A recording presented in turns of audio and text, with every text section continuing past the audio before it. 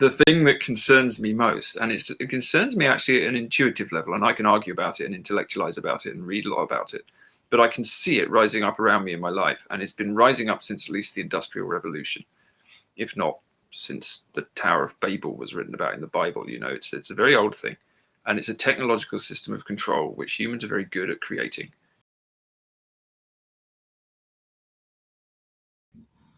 You know, what comes to me is that if the focus of any conversation is on simply, you know, pro or anti-vax, then it feels like it's not big enough to actually understand, you know, the larger forces at work, which is what I've appreciated about, I mean, both the Ascent of Humanity and Divining the Machine.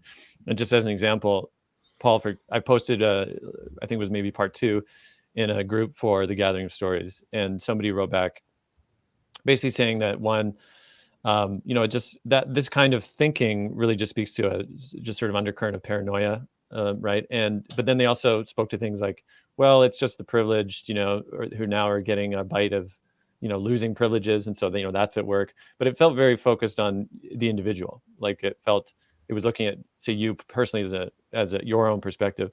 And my response to that was like, okay, I hear you pointing to him, the author, but he's pointing at something. Like he's pointing at, and what about that thing that he's pointing at?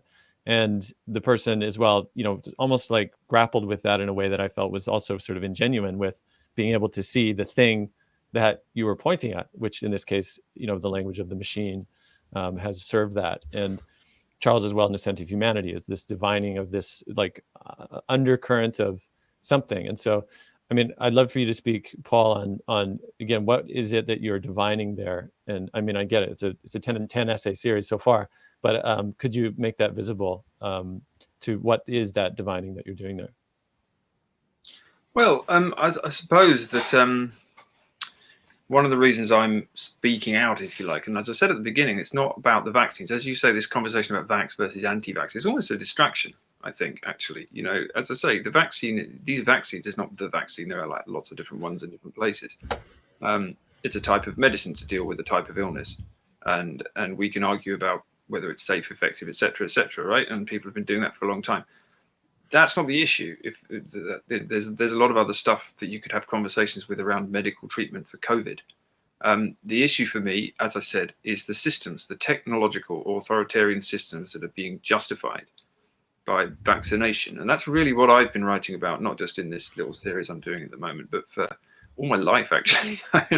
The thing that concerns me most, and it concerns me actually at an intuitive level, and I can argue about it and intellectualize about it and read a lot about it, but I can see it rising up around me in my life, and it's been rising up since at least the Industrial Revolution, if not since the Tower of Babel was written about in the Bible. You know, it's a very old thing, and it's a technological system of control which humans are very good at creating.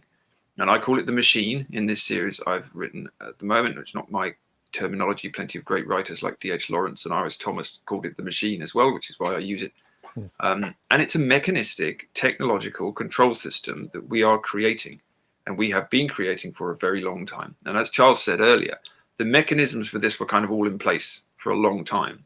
And when you say things like this is when you get accused of being a conspiracy theorist.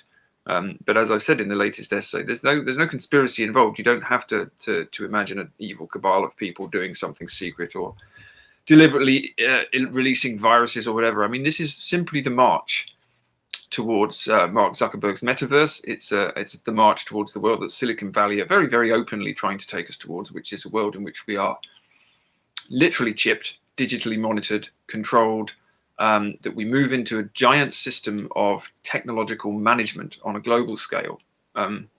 And that this is the way, in the view of people who want to do this, that we can create a manageable, equitable, sustainable world in which we use technology to solve all of our problems, right? So many of these people think they're well-intentioned, and undoubtedly they are. And this kind of tendency towards what I call the machine is also inside all of us. Okay, so we don't have to see it as the bad guys up there in Silicon Valley versus us 99% of heroic warriors. I mean, we're all here with our smartphones and our internet connections, right? So this is appealing to us in many ways.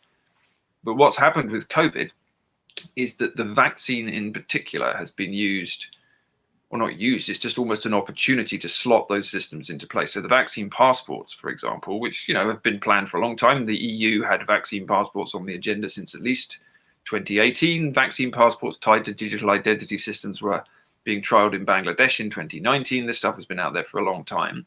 So along comes the pandemic. Everybody's wargamed this. Again, no conspiracy theory required. This is just what people thought they ought to do to tackle a pandemic. And so it slots into place. And so we've all got our smartphones, which are being used as basically tracking devices in our pockets anyway. It doesn't take much to put a QR code on to prove that you're clean. It doesn't take very much for that then to remain permanent, which I think it probably will, and to become global, which is already happening. The WHO is already investigating how to harmonize all the QR codes in use and make them into a global access card. And then, you know, then you're in the beginning of a digital ID system, and then you might be moving towards a social credit system and all the rest of it. And again, this stuff is all openly discussed. No conspiracy required. It's the obvious next stage of where the digital society is moving. And it leads to a world of the kind which science fiction writers have been warning us about for 100 years. Sometimes I wonder if, you know, the guys in Silicon Valley read all those science fiction books and thought they were supposed to be guidebooks rather than warnings.